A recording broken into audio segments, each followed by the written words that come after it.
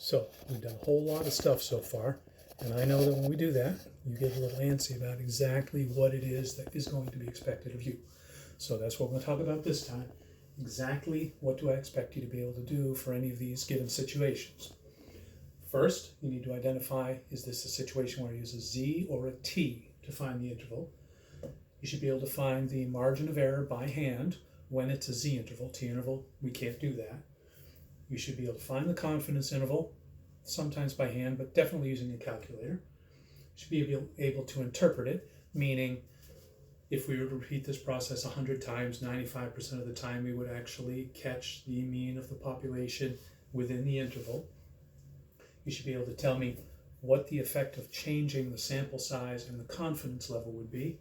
And you should be able to tell me how many we would need in our sample in order to achieve a particular situation. That's what we did last time. So let's take a look at just a couple here. Suppose we counted the spots on 20 leopards and found that the average number of spots in our sample was 130, and we had a standard deviation of 20 spots, and we want a 90% confidence interval. First thing, is this a Z or T situation?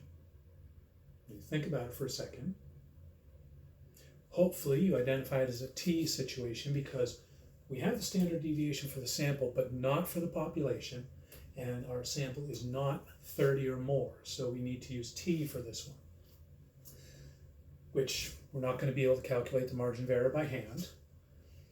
We can, however, find the confidence interval, and I already did that. I'm not going to bother boring you with the steps. You should go through the steps right now and see if you get the same thing I do. So none of those, pause, come back when you've got yours.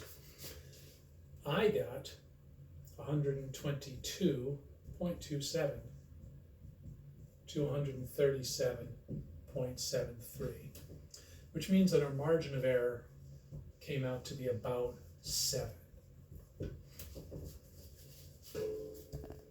Right, so that's just plugging numbers into the calculator. What's going to be the effect if we double the sample size? If we went back and changed this to 40 leopards instead of 20, how would that affect our confidence interval? Bigger or smaller? More people in the sample or more leopards in the sample, we're going to have a smaller confidence interval. And in addition to that, in this particular situation, that would kick us into the Z territory because we'd have 40 then, which is big enough to use Z. What if we needed 95% confidence?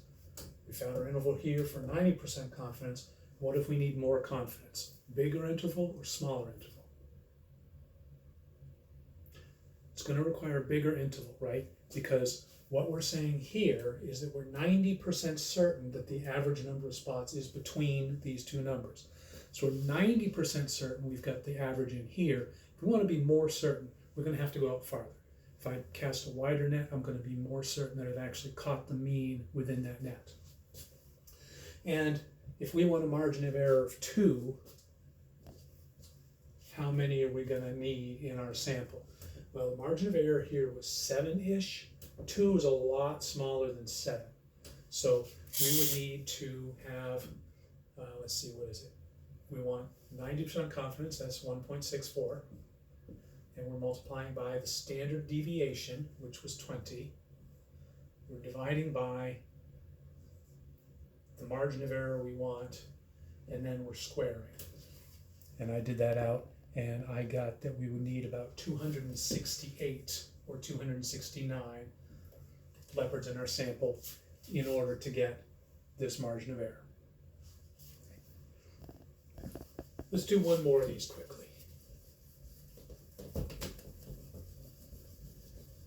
I don't know if I mentioned I went out before the quarantine and bought the marker board, but I forgot to buy an eraser. So paper towels I'm going through like nothing. So let's go back to the IQ situation. I got 20 Jeffco students.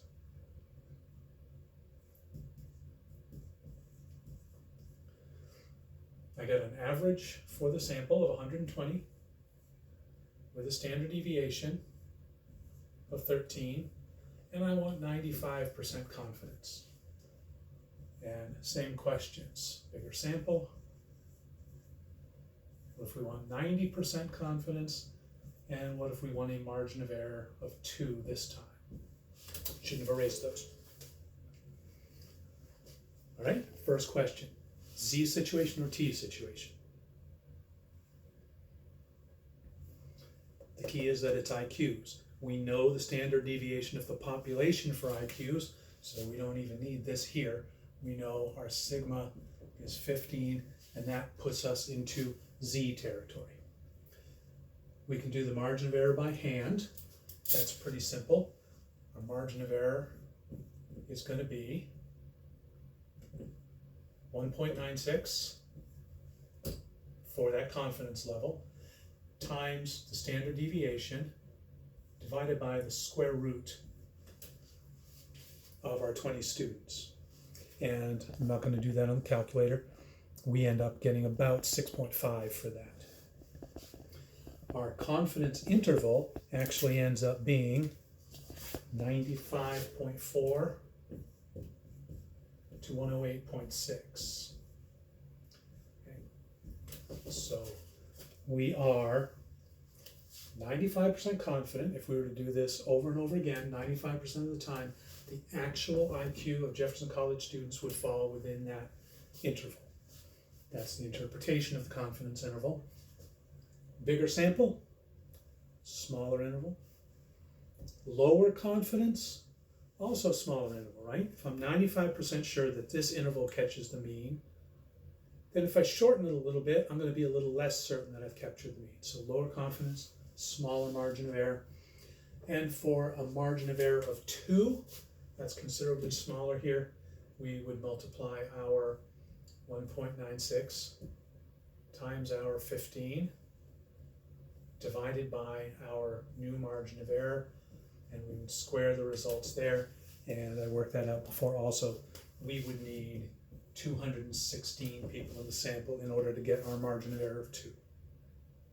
Okay, a little longer on this one. I'll try to keep the next couple shorter. See you next time.